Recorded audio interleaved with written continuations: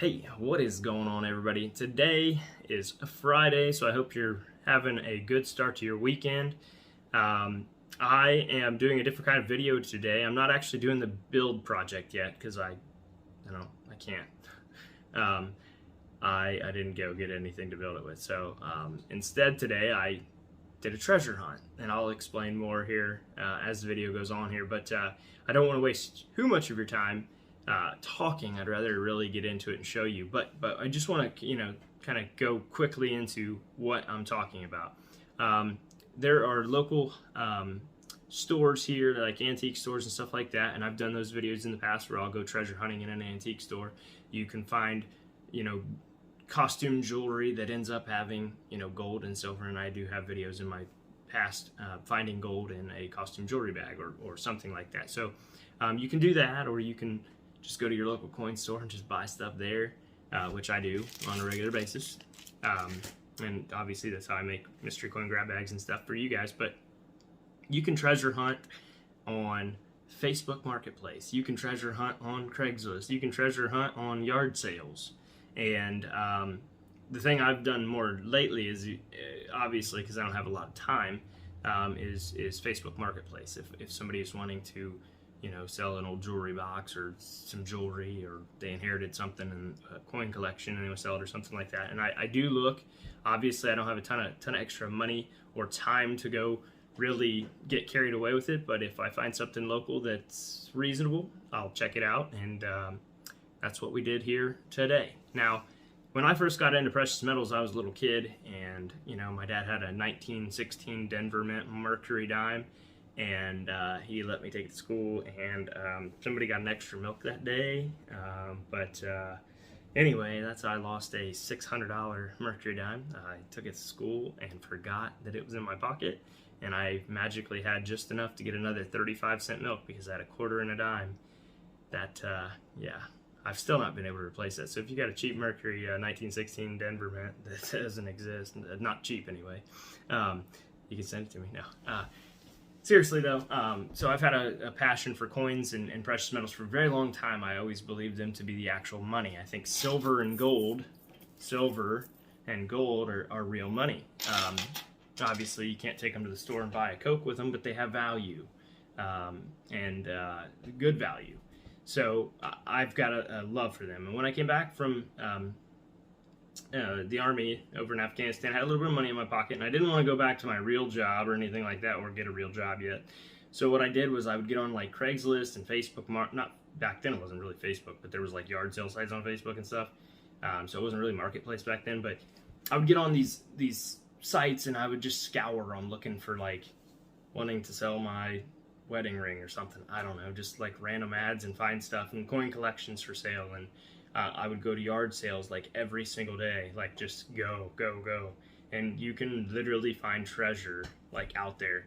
And where I live now, we have these antique stores, and in these antique stores, they have like bags of costume jewelry for like $10. Some of it is exactly that. It's costume jewelry, but I have found in the past lots of gold. I found a gold chain in one. I found a gold Masonic pin that was actually gold, like real deal gold.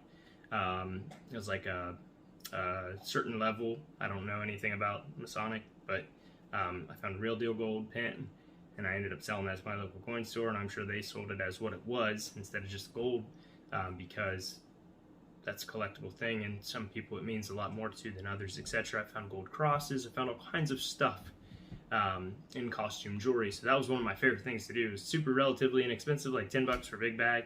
You just look for the bags that look like they have heavy metal in them, not the ones that have a whole bunch of plastic beads and stuff. But anyway, I missed out on one of those today because I set it down. I did see silver in it. Obviously, the little tiny thin silver chains aren't worth a ton of money. The bag was $10.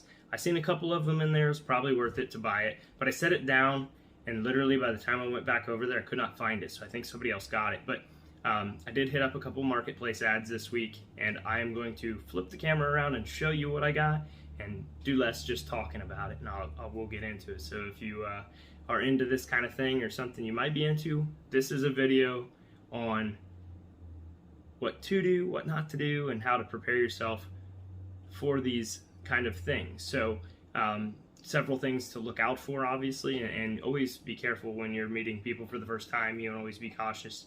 You know, vet out the person, make sure they're not trying to rob you or whatever. But do your due diligence in that regard. But let's flip the camera around. I'll show you what I got exactly, and then I'll go over what it's worth, what I paid for it, and how you can avoid to make one mistake I made, which I did on purpose. Preface, I did it on purpose to show you what to look out for. So, be right back. All right, now you can see here, I've got this scale set up.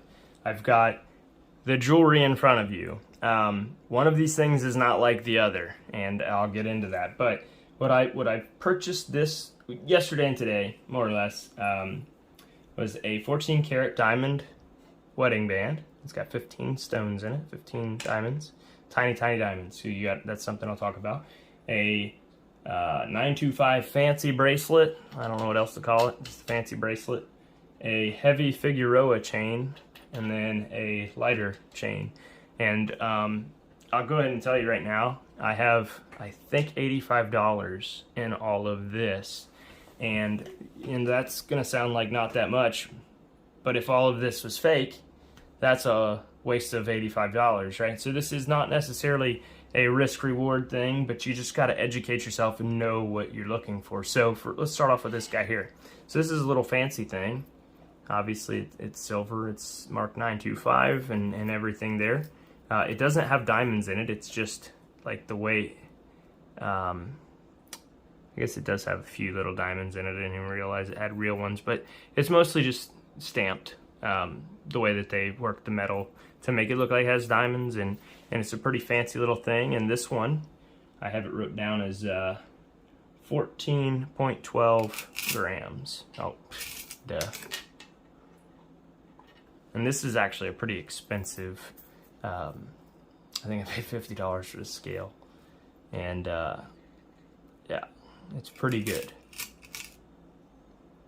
All right, so 1412. So this is 1412 sterling, and I went to my local coin store today to get the pricing updated for this kind of stuff. So 925 jewelry, sellable jewelry is $2 per gram, and this is what they pay. Retail's a little bit probably more. This ring retail, I'll just go ahead and tell you, is $100. Because it is 14 karat gold with diamonds. The diamonds there are very minuscule in value, but what they would sell it for as a used gold ring is $100. And then the next one here, this big chunky guy right here, big heavy. I don't know if that's for men or what, but 23.81 is what I wrote down. So 23.79 grams of silver there, 925 again. And then last but not least, another silver chain, and that one's 14.8. So we've got quite a bit of silver there. Let's just put it all together and see what it would be. It's about 2 ounces. Oh, not quite. So 52.71, which, yeah, that's right. Okay. All right, so let's check on our gold. This is 14 karat gold, and it is about 56%, I believe, is what gold is. So 1.5 grams. And then you got 15 tiny diamonds. Probably, there you go. Beautiful, I will say. Every diamond's beautiful. Every piece of gold's beautiful. Very nice little, you know, a little bit of a cleaning in this thing would be like mint condition. Very nice. 1.5 grams of gold. So that was worth, if the store did the cleaning and they sold that right now, that he said I would ask for $100 for that. So the gold value in 1.5 grams of 14 karat is about $56, if my math's right. I didn't write it down, I should have. So about $56, and I think I paid between $40 and $50 for this. I can't remember off the top of my head, but probably closer to 40. So that is, you know, a $10 profit right there, because if I scrapped it out, that's what I'd probably get, is the 56, and he would sell it for 90 after his got, or 100 and after they cleaned it up and whatnot. So this chain right here is big, you know, and at $2 a gram, this is a chain that's worth $46 by itself. So that is a home run, and it's stamped right there, Italy, stamped right there, 925, and you know, given all things, that's a home run, right? And I probably paid 20 bucks for it. This one right here, or no, this one right here, it's a pretty hefty one as well. It's got the fancy look to it. Let's see what this one's stamped. 925, China. There's your first clue something could be wrong. I'm not saying real stuff doesn't come out of China, but and last but not least, what's this guy? Italy 925. And this one has a maker's mark. So these Italy pieces we're gonna assume are real. I took a magnet, a light magnet, I guess, over them, and now there are platings, which I learned at the jewelry store, that can be conductive and radar troubling. So like your XRFs have a harder time, certain like lower cost XRFs have a hard time getting through such compounds as like nickel and whatnot. So you have nickel is a common plating for jewelry like this because silver tarnishes, and as you know, these here, or as you can see, these silver chains are not tarnished at all. Now this one, on the other hand, has problems. If you see that, so skin, your natural skin is acidic and oily, and it eats through those platings unless you use something like nickel, which is very, very hard. So this one's definitely tarnished, which is different than those, obviously. And the other thing, obviously, being that it's made in China. Now, I went ahead and had these x-rayed. Because the nickel plating, these showed up under 925, but he said it's very likely the nickel plating. So these are probably good to go. Good chance they're carefree, worry-free. This one is absolutely not. This one is absolutely a fake and is very, poor silver. It's mostly copper, and you can kind of get the hint when you see the tarnish and what it did to probably turn somebody's arm green. But that's one that you got to look out for. So if I paid $20 for this, this is not worth $20. This might be worth $1.50 in silver. So that's the telltale sign is if it's made in China and it sticks to a magnet, don't buy it. And this one sticks to a magnet. Now I bought this as a demonstration of or so that you could be careful and not make that mistake. So if it's stamped made in China, I'm not saying everything made in China is fake. I'm just saying they produce the most fakes of anywhere in the world. But that is definitely stamped 925 China. And I did have it x-rayed, and it did yield like 20% silver and like the rest copper. So this one is definitely a fake, and I hope you learned something from this. And then I'll just give you an idea of what these are worth, so you kind of have a fair understanding. So like I said, I paid $85 for the lot for sure, because I know how much money I spent, but I can't remember if I paid $45 for this or $50, or not $45 or $50. I think it was either $40 or $45, and then I know I paid $45 for all three of these. So this one is worth $46, $2 a gram. This one is worth $28, $2 a gram, and this one is worth nothing. So if I paid $85, this one's worth $46, this one's worth $28. That is 46 and 28, 68, or 66. Sorry, I'm doing math. I shouldn't be doing math. Hang on one second. I'll be right back. Okay, so I got this now. We're good. So 28 and 40, 46, 28, that plus this is worth 56 in gold value, all for a total of 130. So I made roughly 50 bucks, 45 bucks in value. And why I do this is because this stuff is way cheaper than bullion. But again, you can do this. You can find a magnet like a neodymium magnet, which I carry in my pocket, and if a gold ring sticks to a magnet, it's 100% fake. This one obviously don't. This, on the other hand, does stick. You can kind of see it.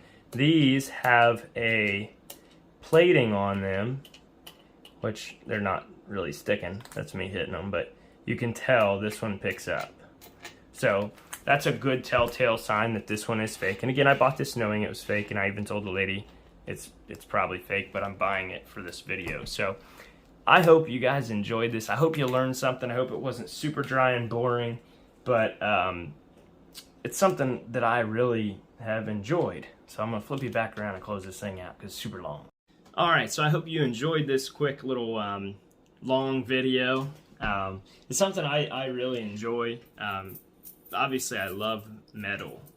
Silver and gold are my, they're super awesome metals, and I look at them as super good options for long-term investing and even short-term investing. Sometimes these market swings are insane, but like if you look at this, this is gold obviously, or in comparison. So I just have one of these mystery coin grab bags on hand here, which I just get for making coin grab bags. But for example, so this is effectively 90% of a quarter ounce, right? A $1/4. So this is silver, and it's money. And this is probably my favorite thing to invest in, is if you can buy it at the right price. Now, prices of silver are really low for the value of silver, in my opinion. I think silver is way undervalued, which is why you pay a premium on silver, which is, because they have to make a living when they make this stuff and sell this stuff. But anyway, so this is something, you could get for $5, $6 probably now. These are at Mex. You can get half-gram gold bars for like $40. I think 1 grammers are still high premium, $75 to $100, or $75 to $85 on APMEX. Then you have to pay shipping. Like, that's why I buy from my local coin store. I might pay $1 more for a premium, but I'm not paying for that shipping or any of that stuff. So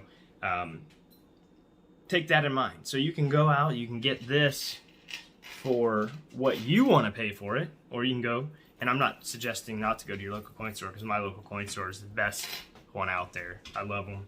Another one is Portsmouth Coin Shop if you're closer to them, but between them and Buckeye, I've done business with them for years, like literally since probably 2013. So I love those companies. I think they're phenomenal. I think you can trust what you get from them. You're not taking the risk that is with these Craigslist ads and stuff.